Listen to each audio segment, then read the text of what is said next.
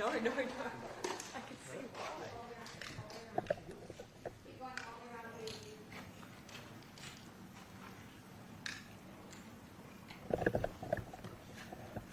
Really good behavior from you. I mean, you're not pushing it. Well, good morning, everybody, and it's good to see not so old, but a good friend here. Prime Minister, it's welcome to the White House. We last saw each other at the launch of the Pacific Framework, which is, I think, a fairly big deal for all of us, and we need your guidance. And it's a pleasure to see you in person. You understand that your leadership has taken on a critical role in this global stage, and it really has. Galvanizing action on climate change, a global effort to confront violence, extremism, and online, like happened at Christchurch, call, and and we want to I want to work with you on that effort, and I want to talk to you about what those conversations are like, if you're willing. The United States is, it's just been, there's an expression by an Irish poet, says, too long a suffering makes a stone of the heart. Well, there's an awful lot of suffering. We've been, I've been to more mass shooting aftermaths than I think any president in American history, unfortunately.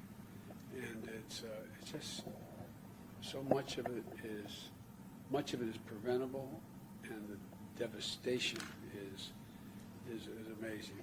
Yesterday, or not the day before, I was down in Texas, and people sat in the room, about 250 of them in a large room, with me for almost 4 hours. Nobody left. They wanted to air till I spoke to every single person in that room. Every single person. They waited till the very end. And the pain is palpable. And you've been one of our closest partners with a long history and friendship. 80 years ago, Marines landed in New Zealand before embarking into the Pacific Theater in World War II. And I think I told you when I met two of my mother's brothers were in the Pacific. They used to be able to deploy at the same time in those days, World War II. And one was shot down in New Guinea, and they never found the body. But the history goes back a long way.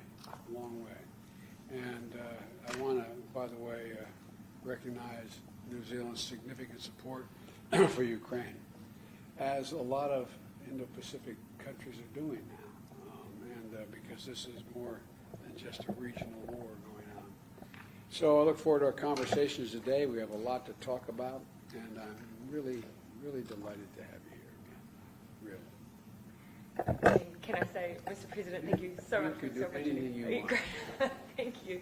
And we really welcome this opportunity. As you've said, we've spoken on several occasions, and what stood out to me on both those occasions were we traversed such similar issues, and not least, of course, our shared history. You speak of your uncle's service in the Pacific. My grandfather served in the Pacific, and I think that speaks to the personal connection, but also the depth of our friendship and relationship as two countries. We are in an incredibly difficult international environment, but also domestically it is extraordinarily challenging as well. And can I bring the sincere condolences of the people of Aotearoa, New Zealand, for what you have experienced in Texas and in New York, and it's been devastating to see the impact on those communities. Our experience, of course, in this regard is our own, but if there is anything that we can share that would be of any value, we are here to share it. Well, the work you're doing with the tech companies is really important, and I want to work with you there as well. And I absolutely look forward to updating you on some of the conversations we've had this week, because I hold hope that we can make progress. I also wanted just to acknowledge your leadership in bringing to the table the Indo-Pacific Economic Framework. And whilst, of course, we are significant advocates for the CPTPP, the IPEF presents a significant opportunity to build the economic resilience of our region. So I look forward to having a bit of a discussion about that opportunity as well. I also want to acknowledge your significant leadership on Ukraine and how important that has been, not only to us as we've looked to play a role as well.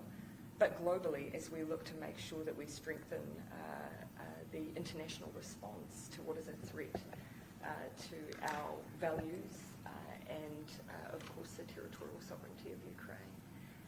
I do want to finish on a note of optimism. Climate change also is one of the greatest threats that we face, and I believe that in you, not only we've seen the leadership but the opportunity that exists between our nations to work together on this incredibly difficult issue that will only be resolved if we work together. So thank you. As you've said, we've got a lot to discuss. A lot to do, and I want to emphasize the last point you made, working together. Absolutely. We are not coming to dictate or lay down the law. We have more work to do in those Pacific Islands as well. I mean, and so we talked at length about, in the past, about my trip to Japan and Korea and dealing with the Quad. And so I think there's a lot of opportunity. Yeah, I agree. To make the world safer and deal with the environment. I agree. Thank you. Thank you all very much. Mr. President, I can't actually tell whether that's my